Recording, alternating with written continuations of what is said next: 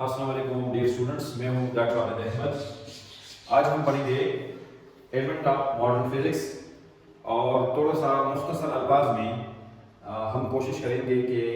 Classical physics اور modern physics کی ابتدا اور کلاسیکل فزکس کی پلیور کو تھوڑا سا بیان کر سکیں۔ تو 19ویں صدی تک جتنا بھی فزکس تھا ہمارے پاس، اس میں فزکس میں جو اچیومنٹس حاصل ہوئی تھی وہ سب کچھ کلاسیکل فزکس کے زمرے میں آتا ہے۔ یعنی ہیوی آبجیکٹس جو جتنے بھی تھے تو وہ اس کے زمرے میں آتے ہیں، جیسا کہ نیوٹن لاز آف موشن ہے، نیوٹن یونیورسل گریویٹیشن تھیوری ہے، لا آف تھرموڈائنامکس ہے، laws of thermodynamics, kinetic theory of gases ہے، اسی طرح Maxwell theory of electro magnetism ہے۔ اس نے بہت سے مسائل کو حل کیا ہے، اور اسی طرح اس نے نیچر آف لائٹ کو بھی ایکسپلین کیا ہے الیکٹرو میگنیٹک اسپیکٹرم میں۔ لیکن جب تھوڑا سا میٹر کی بیہیویئر جب ایٹامک لیول پر آ جاتا ہے تو اس میں پھر مسئلے آ جاتے ہیں، جیسا کہ بلیک باڈی ریڈیشن کی، فوٹو الیکٹرک ایفیکٹ کی، یا emission of spectral lines by atoms in the gaseous discharge tube. تو اس صورتحال میں پھر جو کلاسیکل فزکس تھا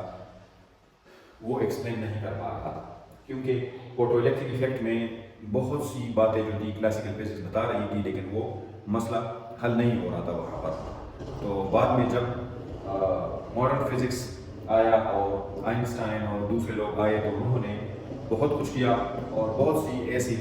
باتیں جو بلیک باڈی ریڈیشن کی اسپیکٹرم میں رہ گئی تھی، ایٹامک اسپیکٹرم میں رہ گئی تھی، یا فوٹو الیکٹرک کی ایکسپلینیشن میں تھی، وہ انہوں نے ایکسپلین کر دی۔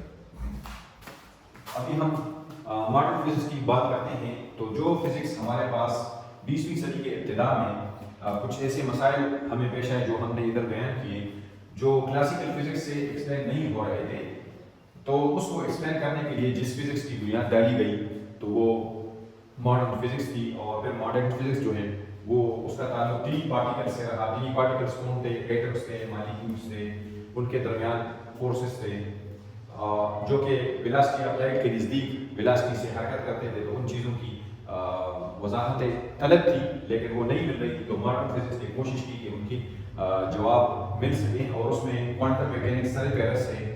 اور اس کے بعد جو ریلیٹیوٹی تھیوری ہے وہ بھی ریلیٹیوٹی کے ڈفرینٹ فینامیناز تھے جو ایکسپلین نہیں ہو رہے تھے، تو اس کے بعد حل ہونا شروع ہو گئے، اور آئنسٹائن اور دوسرے لوگوں نے بہت کام کیا اس چیزوں پر، اور پھر ماڈرن فزکس کے ہونے کے وجہ سے وہ مسائل جو تھے وہ حل ہو گئے زیادہ تر۔